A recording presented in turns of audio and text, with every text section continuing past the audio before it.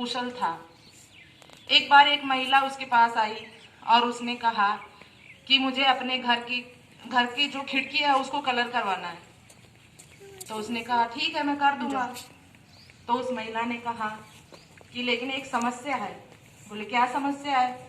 बोले समस्या ये है कि मेरे पास सिर्फ 2 तांबे के सिक्के हैं।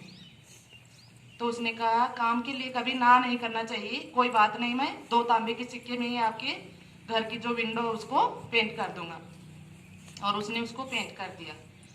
एक दिन गांव का व्यापारी शहर से गांव में आया तो वो इतना धनवान था कि वो जैसे ही गांव के अंदर घुसा वो बैलगाड़ियों के अंदर आया था। लग्जरी बैलगाड़ियां थी और आगे वाली बैलगाड़ी में उसके परिवार के सदस्य बैठे हुए थे और पीछे वाली बैलगाड़ियों में खिलौने, मिठाइयां और काफी कपड़े थे। उनको देखकर गांव वाले दंग रह गए। दूसरे दिन उस व्यापारी ने विंसेंट को अपने घर पर बुलाया।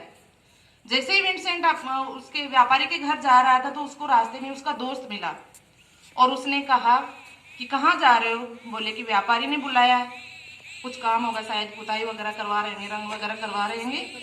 तो उस दोस्त ने कहा आपके पास अच्छा मौका है, आप व्यापारी से 5 सोने की मोहरों से कम मत मांगना, इस गांव में इतना आपको कोई नहीं देगा। तो उसने कहा नहीं, मैं जितना काम करूंगा उतना ही मांगूंगा, उससे ज्यादा कुछ नहीं मांगूंगा। तो उसने कहा देखो मैं एक दोस्त होने के नाते आपको बोल रहा हूँ, बाकी आपकी जो मर्जी।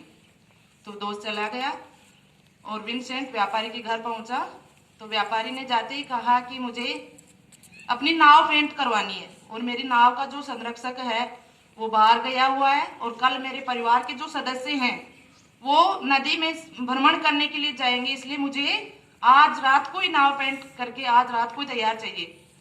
तो उसने कहा, बोले कि कर दोगे? बोले हाँ मैं कर दूंगा। बोले क्या लोगे? तो बोले 4 तांबे के सिक्के। तो व्यापारी को अचंभा हो, उसने कहा क्या, एक नाव पेंट करने के 4 तांबे के सिक्के लोगे? उसने कहा हाँ, एक रात में काम करने के मैं 4 तांबे के सिक्के लेता हूँ। तो उस व्यापारी ने उसको 4 तांबे के सिक्के दे दिए उसी समय और कहा कि जाओ और काम शुरू करो। बोले नाव कहाँ? बोले नाव नदी के किनारे रखी है।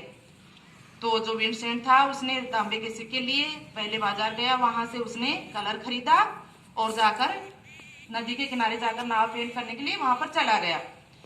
जैसे ही वो नदी के किनारे जाकर नाव को पेंट करने लगा तो उसने देखा कि नाव के बीच में एक बड़ा सा छेद था। उसने देखा कि मैं पेंट का काम तो बाद में करूंगा, पहले मुझे, कल जो व्यापारी उसके परिवार के सदस्य घूमने जाएंगे, पहले मुझे इस छेद को ठीक करना चाहिए। तो उसने क्या किया, पहले उस छेद को भरा और उसके बाद में उस नाव को पेंट कर दिया। उसके बाद व्यापारी को बुलाया और कहा कि आपकी नाव तैयार है। जैसे ही व्यापारी नदी किनारे आया और उसने देखा कि नाव एकदम से चमचमा रही थी, उसने अच्छे से पेंट किया था उसको, तो वो बहुत ही खुश हुआ उसके काम से और उसने उसे इनाम स्वरूप 5 सोने के सिक्के और दिए। तब व्यापारी ने कहा ये क्यों? बोले ये आपका इनाम है, आपने इतना अच्छा काम किया है तो ये आप इनाम स्वरूप रख लीजिए। व्यापारी वो सोने के सिक्के लेकर खुश हो गया और चला गया। दूसरे दिन उसके परिवार के सदस्य उस नाव में बैठकर घूमने के लिए चले गए तो व्यापारी उनको छोड़कर आ गया। व्यापारी उनके साथ नहीं गया था, वो उनको भ्रमण पर छोड़कर और वापस आ रहा था, तभी उसको रास्ते में उसका नाव का संरक्षक आता हुआ मिल गया। तो उसने संरक्षक ने कहा कि महाराज आप जल्दी आ गए, आप तो 1 सप्ताह बाद आने वाले थे ना।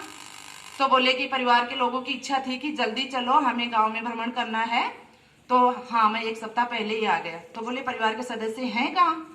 तो उसने कहा कि वो तो नदी में भ्रमण पर गए हुए हैं।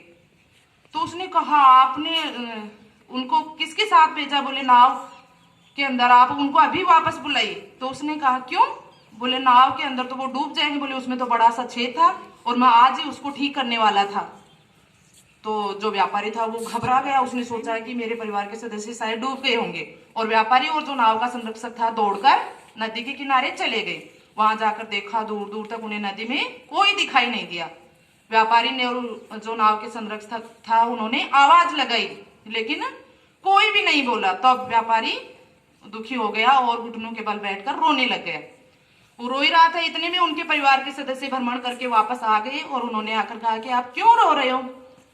तब व्यापारी ने देखा कि ये तो सब सकुशल हैं। तब उस संरक्षक ने कहा कि ये कैसे हो सकता है, मैंने खुद देखा था कि नाव में बड़ा सा छेद था, लेकिन वो छेद कैसे ठीक हो गया। तब व्यापारी ने दिमाग लगाया कि हाँ, ये सब शायद उस विंसेंट ने ठीक किया होगा, क्योंकि उसने जब कलर किया था तो उसी ने ठीक किया होगा।